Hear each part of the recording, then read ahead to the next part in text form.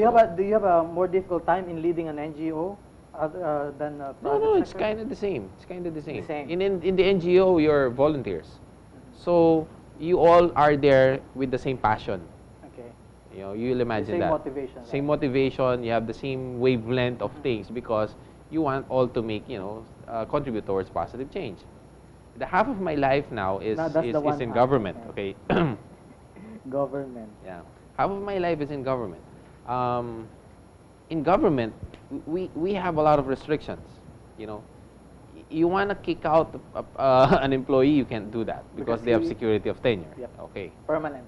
They're permanent unless you go into the courts or go through the process of things. Which will take you forever. Yes, as you know. That's why.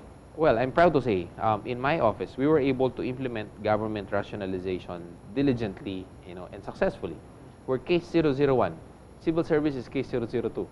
We were even first than civil service in implementing government rationalization program. Really? Rationalization is different from reorganization. In rationalization, if we have 5 employees doing the same job, we rank them 1 to 5. Rank 1 cannot retire. 2 to 5 can go.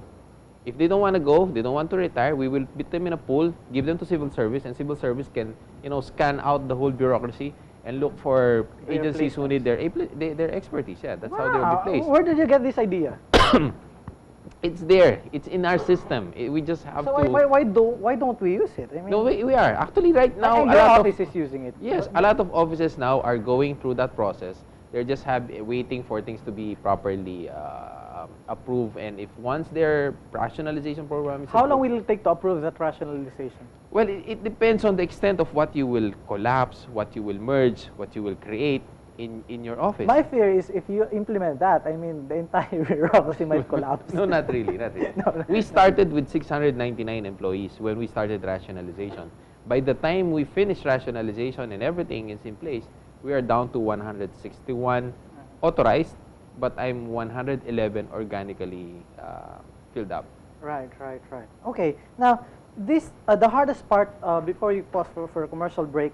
One half of your life you're spending in government, and you're telling me that it's harder than an NGO or running private sector leadership. Yeah. So why spend half of your life in dealing with these challenges rather than spending half of your life in probably NGO and private sector?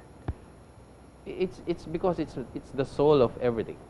The NGOs, the private sector will not be there. So you don't like easy things. If government will not be there. Okay, so it's like we make sure government is good, so these NGOs can contribute properly. The private sector will flourish.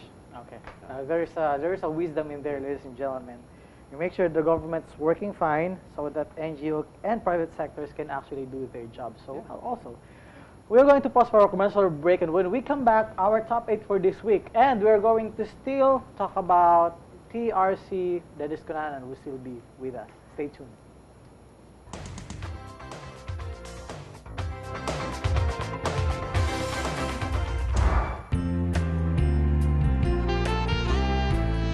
We are back with this week's top 8, starting and managing a business for profits and wealth by KCC. Number 1, decide what business area you want to be in. Now, take note of that term, you want to be in.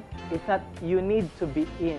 You want to be in. It only means that the interest is there. If it's not in your interest, and then don't get in. Number 2, analyze the skills and knowledge required by that business. TRC can help you with that, I suppose? Yes. Okay. Number 3, acquire some of these skills and knowledge. Learn at every opportunity. Next, find good examples of successful people, Dennis Cunanan, in similar fields. Next, start associating and getting to know people who are in the area of business that you are or want to be in. It's like, trying to socialize. I can remember when I was still starting, I just wanted to be in that group. I was not anyone, but, I just wanted to be there, probably just drink with them. It worked. Next, become whatever it is you want to be and need to be. Now, there's a combination here. You want to be and then you need to be. Next, be around people in the business. Join networks. JCI is here, Rotary is there, Q1 is there, many other clubs. And at the appropriate time, when you spot the sense of opportunity and you're ready, go after it. Okay, so those are the top 8 things. that we have for this week. Now, let's go back to this um, uh, TRC, being the Director General. Is it tough? It is. How tough? As tough as, you know, trying to wrestle a bull every day. Mm-hmm. As tough it is. Really? Yes. Because we're not getting any appropriations from the government. Every day that comes in, No, come we have on. to source our own income to pay for the wages and salaries, you know, of the employees that are in TRC.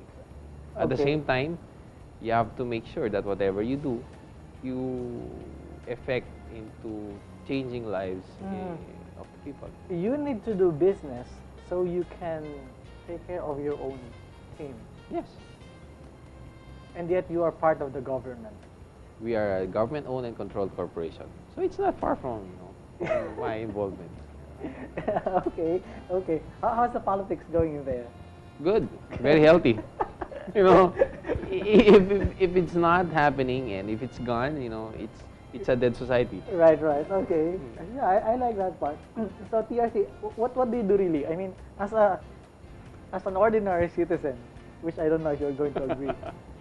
Well, As an ordinary- Technology Resource Center, as I said, used to be Technology Livelihood Resource Center. We're involved in that aspect of trying to touch base to a lot of people and to a lot of partners who can do business with us and who can do business on their own. So that's how we really work it out. On a day-to-day, okay, if you may be looking into that, on a day-to-day, what I do is, you know, I sign the day-to-day operations of things in the So office. you sign every day. Yes, yes, that's definite. You know, I signed the locator slip for all the employees, knowing where they are.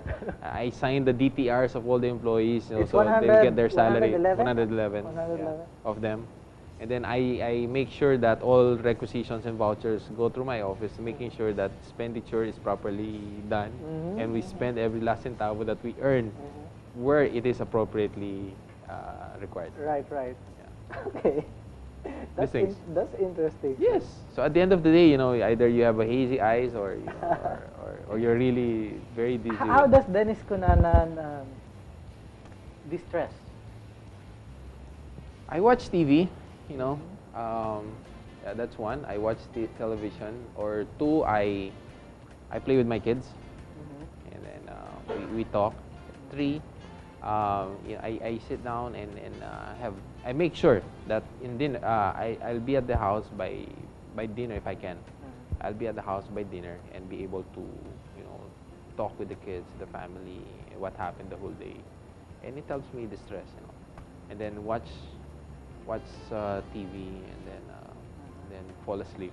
Fall asleep and Yeah. then Wake wake up up fresh morning. another day. Okay. Yeah. Prepare your right hand. Is it right hand? Yes, yes. Right hand to sign the document. all the papers Yeah. again. Okay.